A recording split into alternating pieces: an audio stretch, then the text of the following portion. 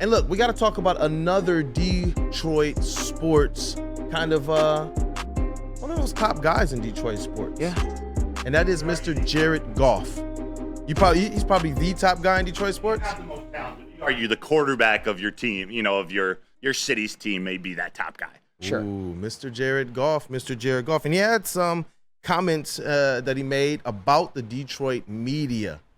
Broder, should we tee up the video first? Please, yeah. Let's do that, man. Let's let the people hear it, too. I'm sure some have already heard it. I probably need to drop it pretty soon here because I'm going to hopefully be in Detroit for a long time.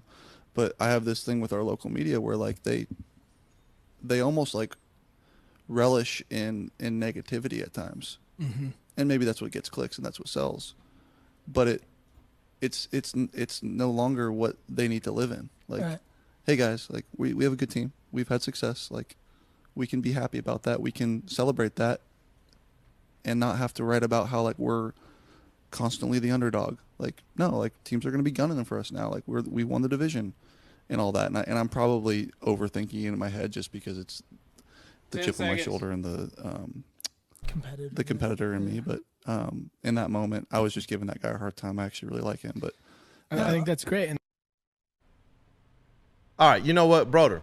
I have my comments. I know Flannel has his comments too, but I got to come to you first about Mr. Jared Goff and what he had to say. Yeah, it's such a polarizing conversation because I think there's so many levels to this. Both his comments, his generalities about the media, but also speaking about one person. Also the concept of just negativity in the media because sure there is some, but I'd argue okay, so to start, I love that he's actually sharing some of his emotions, like what he feels, how he's reacting to some of this stuff. Because to be honest, like he's gotten really good in these press conferences when we're in the locker room. He gives you really, I don't mean it in a bad way, but really vanilla quarterback answers. Like he doesn't give you much. He says all the right things, and his teammates have his back too. He's so level-headed and doesn't really let stuff get to him. But he opened up a little bit here and is like, man, like there is some negativity that the media here in Detroit needs to drop. He mentioned the underdog mentality. I think he's got to understand, especially coming from Los Angeles, like this Detroit Lions fan base, and I probably consider myself a little too positive sometimes, but like this fan base has been through the ringer, like for the last 30 to 60 plus years. Like we are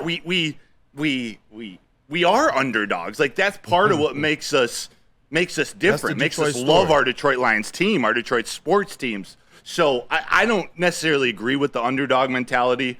I also don't think, especially the writers, I don't think they've been that hard on Goff. Like, first off, part of the job is to be critical. So defining criticism versus negativity, there's a pretty thin line there too. Like, there's a lot of people who have been critical. I wouldn't necessarily call it negative. There's also a lot of people who have been negative, but it's also partly entertainment value. So it's a polarizing conversation. I'm glad he opened up. I personally, and this is the last comment I'll make on it till I pass it back to you guys, I wish he was specific. I wish everyone, when they're talking about someone or another organization or something or a larger group, call the person out. Like you mentioned at the end of that clip. Like how Brad Holmes did. Yeah. And just hold them accountable. Hold that individual accountable. Like, I think we could all take it if someone criticizes our work or what we say. I'm okay with that because it's their opinion and whatnot. But when you talk about the media as a whole, when you come at Woodward Sports as a whole, if you just come at a group and generalize it as that entire group is a problem, that's probably where a lot of different people have reacted to this differently. Some have sort of stepped up to try to defend themselves. Like, I don't necessarily feel the need to do that, but I understand where they're coming from because that's their livelihood. Like, also negativity and being critical, it does generate clicks. Like, I don't know the guy who posted this, the Lions fan report, but like this was a 49-second clip of a much longer podcast. It was the one negative thing in that podcast. So like everybody's talking about it. That's just that it's we're in a weird place in media where the athletes are having their platforms, they're able to share and talk about things more, but they're also still required by the leagues to talk to the media and at least give a little bit. So I probably have more to say. I feel like I've been rambling a little bit. I want to hear your guys and maybe respond to that too. But I agree with some. I don't agree. I'm glad he's talking. Yeah, and I know this is going to sound a little. I'll just say it. I don't really care that much. Here's the thing. I've said a lot of things about Jared Goff, Lions players, Pistons players, Red Wings, Tigers, Michigan, all across the board, certainly Michigan basketball as of late, that could be perceived as negative. Even about Jared Goff, you could definitely clip a few things that I said even during this season, even the season in which the Lions made the NFC Championship game, in which if you played them right now and did the whole receipt thing, I would look like a damn fool. And I will admit that. I'm not afraid to be wrong, and I'm not afraid of being called out for being wrong, because I've been wrong many times, and I've been called out for being wrong many times. With Jared Goff, he mentioned this at the beginning, or it was either at the beginning or in the middle of the podcast, or that clip of the podcast where he talked about the chip on his shoulder that he has. And I think that is something that has definitely fueled him. We all know the first year wasn't great here, and it wasn't all his fault. I mean, the offense was what it was. The Anthony Lynn was his offensive coordinator, but it wasn't just that. If you looked at year one of the divorce, if you're Jared Goff, you couldn't have lost it any worse. You come to basically NFL hell, which was the Lions at the time, and then you watch Matthew Stafford quarterback your team to a Super Bowl. And by every objective measure, Matthew Stafford played quarterback for the Los Angeles Rams better than Jared Goff did at any point. It's just objective. It's just facts. However, as time has gone on, as draft picks have been made, as coaching, as Dan Campbell has improved as a head coach, as Ben Johnson has become the offensive coordinator, Jared Goff has thrived with the Detroit Lions. We saw what he did at the end of 2022, where he played great in a 10-game stretch and they finished the year 8-2. We saw the season that Jared Goff had last year, in which he was objectively a top 7 or 8 quarterback in the NFL, probably the best quarterback in the NFC, either him or Brock Purdy. And the Lions made the NFC Championship game. And the reason that they lost the NFC Championship game certainly was not Jared Goff. And one of the teams that the Lions had to beat to get to said NFC Championship game was none other than the Los Angeles Rams, led by Matthew Stafford. So if you're Jared Goff, and I know the heavyweights touched on this last night as well, and I thought they were very smart in how they did this, if you want to use what you want to use as motivation, feel free. And of course, I'm not saying it was just because of Jared Goff. I mentioned the offensive improvements, the coaching staff improvements as well. But Jared Goff has executed this offense about as well as you possibly could over the last couple of years. And he himself is a bit of a redemption story. And if he's one of those people that needs a little negativity or perceived negativity to fuel him, be my guest. It's obviously worked so far. So I'm not mad at him at all for that. Like I said, I've said some out-of-pocket things about Jared Goff, and I've been called out for it. It is what it is. It's the nature of the job. I just, where I want to kind of know, and this is why I wish he was a little bit more specific, is where, and you kind of brought this up too, where is the line drawn between criticism, between expectations based on what he's put out there, like the objectivity of the stats and the play he's had, and negativity? I know that at this network, there's been people who have held strong opinions.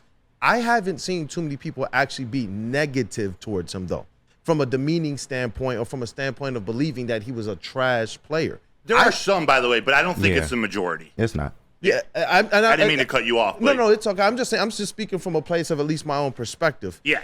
I personally have not seen that. I haven't. Most things that I've heard, the most kind of skewed negatively things that I've heard, or things kind of against Jared Goff, has been based on who he's shown to be as a football player, period. The other aspect of this is the contract that he might command versus where this era of NFL football is going as it relates to quarterbacks. That's the other component of it there as well. I think that those are two things to definitely get critical about, and it's not necessarily bashing on Jared Goff to have the conversations of, can Jared Goff raise his level of play in Detroit? Can Jared Goff be better than year one? Because year one in Detroit, it wasn't what we expected. I don't think that that's a problem to be, or a conversation not having. I saw somebody else in the chat say, like, as it relates to covering a Jared Goff, are we just supposed to say, you'll get him next time, bud? Because that's not the job of the media. The job of the media serves multiple purposes, including across the spectrum of voices from fans being able to represent those voices, depending on your writing style. And most of these big media companies are going to have 2, 3, 4 reporters and writers that are able to make sure that those voices are aptly heard and that those questions are asked. And that when you are writing, I know he's not talking about you, because your writing I thought was very, very down the middle, very, very objective, very unbiased, but in a lot of ways complimentary of Jared Goff. I've leaned that, and that's sort of probably the next evolution of my career as I gain more experience is being more critical, being more, maybe in this case it's negative, like finding that line. I probably leaned a little bit too positive, and Jared Goff, maybe this hits me a little different because I have supported Jared Goff, but I think for anybody, like, media's job is almost to write what the players don't want to read, in a sense. Like, if you're not writing the stories, if you're not putting your opinion out there, you're just doing PR for the Lions. And they have people in the organization that do it. And actually, media members I love. I think Tim Twentyman's great. I think Danny Rogers is great. But their job working for the Lions is to paint them in the best possible picture, give you that inside information in a positive way. But whether it's the Free Press, whether it's Woodward Sports, Pride of Detroit, whoever, like, you got to put your opinion out. That's what people come to see. It's entertainment. And I almost say the negativity is more entertainment. Like, when you think about past hosts on this show who are incredibly entertaining, they steer the negative route, but they do it in an entertaining way. It's not meant for him to take personal. It's just, I guess I would like to know, what's the definition of negativity? Yeah, I think tricky. that's where I'm at. I haven't seen people be. You know who got negativity? Andre Drummond got negativity, irregardless of his play on the court or what people thought of his body language. That man received personal attacks. Everybody showed up to games to literally boo him sometimes. That's the type of stuff I'm talking about. I haven't seen Jared Goff receive negativity. I can take us down a list of players who did receive negativity. I just haven't seen that from him. I've seen people be critical of who they believe Jared Goff can be. And once Jared Goff proved himself and the Detroit Lions proved themselves, a lot of the people, a lot of fans, all of the narrative was, this team is for real. This team is for real. There's nobody here that at least I've seen or read or heard at this network or even at others who are sitting around saying, these Detroit Lions, they're still underdogs. These Detroit Lions, they're not real. These Detroit Lions had a fluke. I just haven't seen that. Well, you brought something up earlier. I know we got to get to John in a second, but I just wanted to respond. And I agree with you in a lot of ways about how there's certainly a faction of media members or even fans, and I think this is where some of even my, irritation with the Goff stands kind of has come from. The whole, like, if you say anything other than even when he plays poorly, like, you'll get him next time, or, oh, but did you see that one time Josh Allen had a bad game? Did you see that one time Jalen Hurts had a bad game? I don't want to hear I'm not there for that either. You are allowed to call balls and strikes, and it's not negative. It's not anything out of pocket.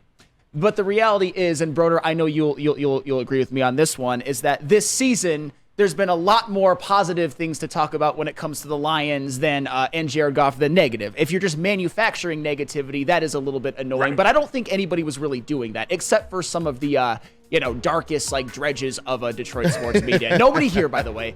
Nobody here. But that's a kind of what it is. And Broder, I'm confident that if you were starting off your beat career in 2021, that you wouldn't have been as positive. That's the thing. They had a great year. They had a great year. There's nothing wrong with like leaning more positive this season.